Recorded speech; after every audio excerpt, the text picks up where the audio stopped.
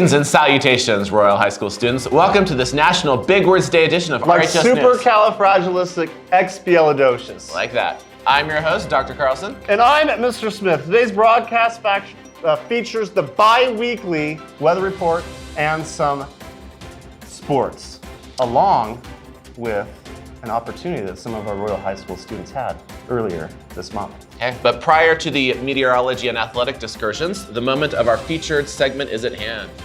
Hello and welcome to Breaking News, the segment where we don't know what we're about to say and we're not allowed to smile or laugh. I'm Donald Drum. And I'm Ray Ripley. Hold on, I'm sorry, what was that? Ray Ripley. Ah, okay, great, Rachel, I got it. Warner Bros. Discovery has announced a new Back to the Future movie entitled Back to the Future, The Fourth Dimension, leaving some fans to wonder if there's a single person at Warner Bros. Discovery that is in touch with what moviegoers want.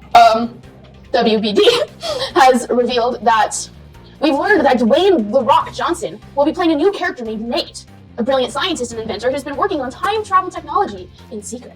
And when Nate's time machine accidentally sends him hurling forward into the future, he finds himself in a world where Biff Tannen, recast to be played by Tom Hardy, has taken over as the ruler of Hill Valley. That's not all. Nate also discovers that Dr. Brown, Christopher Lloyd, has been missing for years, and he's the only one who can save him. And of course, they'll have to deal with all sorts of obstacles and challenges along the way, including a gang of time-traveling bandits, a sentient DeLorean that's falling in love with Nate, and a musical number featuring the entire cast. Dang, that sounds like something nobody should ever want to watch. That's a terrible opinion, and I disrespectfully disagree. Well, we don't have to agree on everything.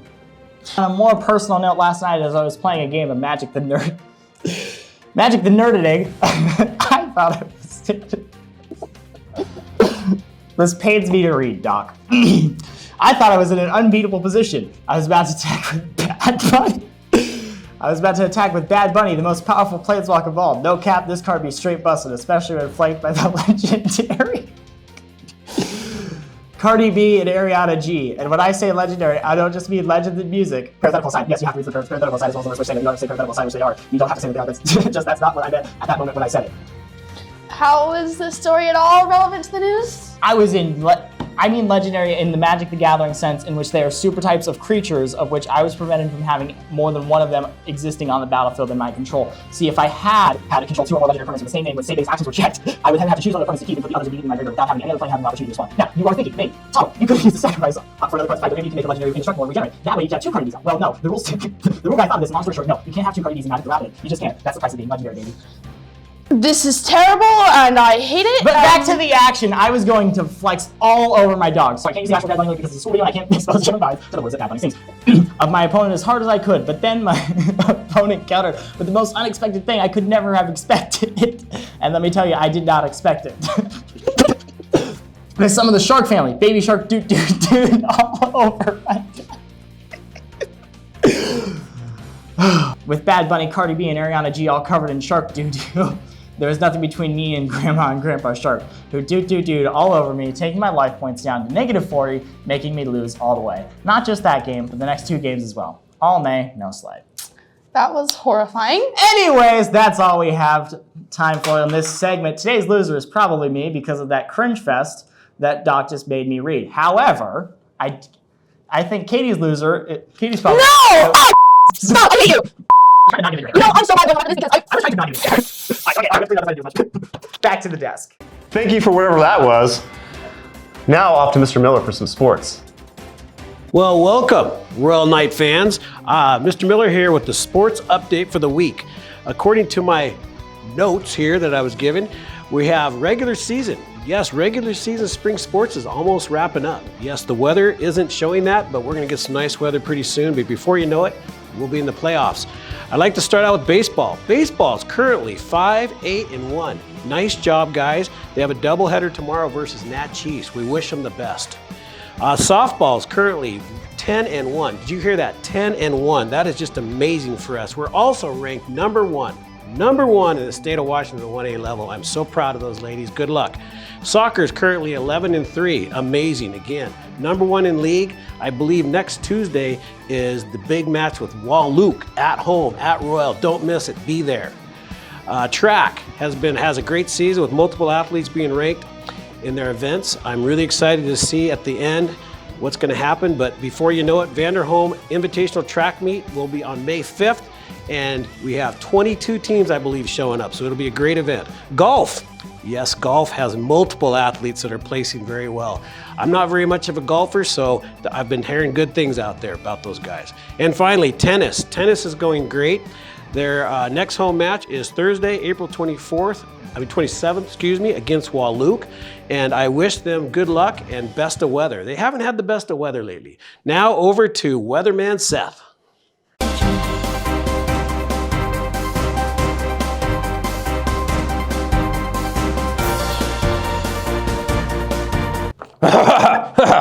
Weatherman Seth here.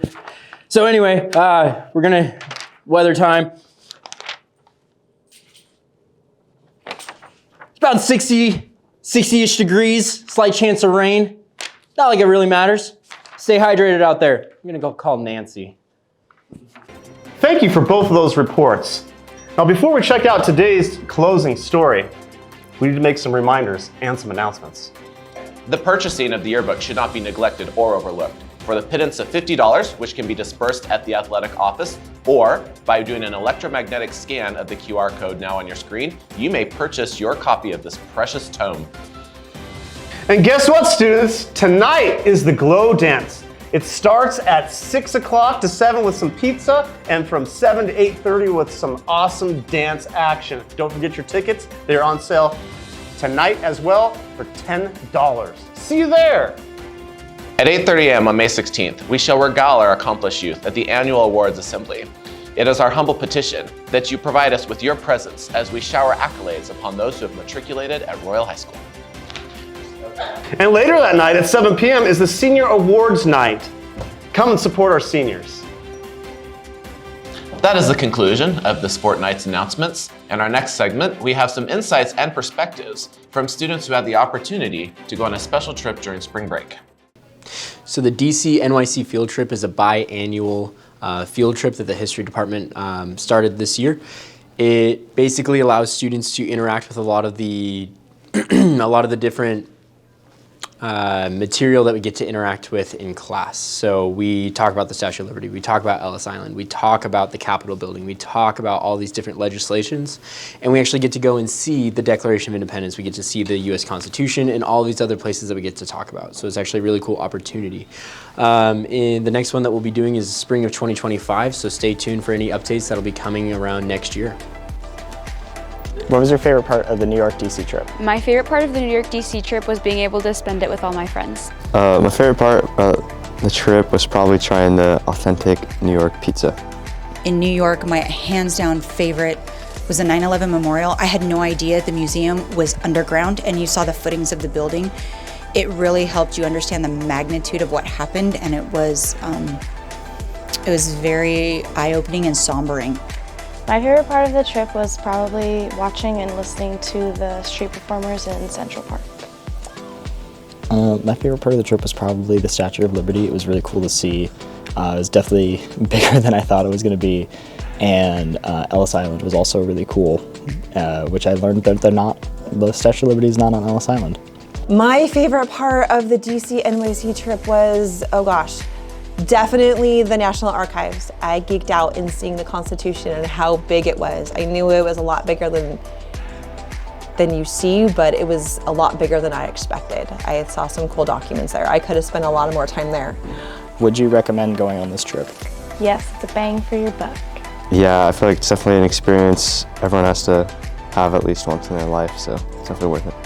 I would totally, if you, kids need to see this. It's amazing. It is a fun trip. It's busy. You're going to be going all the time, but it is completely worth it. You've got to go. If you want to go on the trip, definitely go on it. It's really fun. Yes. Oh my gosh. Educational. You see so many different things and you have so many different experiences. I would definitely recommend this trip. It was a fun experience to get out of Royal and see what things are like on the other side of the country. So if you have an opportunity to go, I would absolutely recommend it. Well, that's all for our show this week. We hope you enjoyed it. For RHS News, I'm Dr. Carlson. And I'm Mr. Smith. Can't wait to see you next week.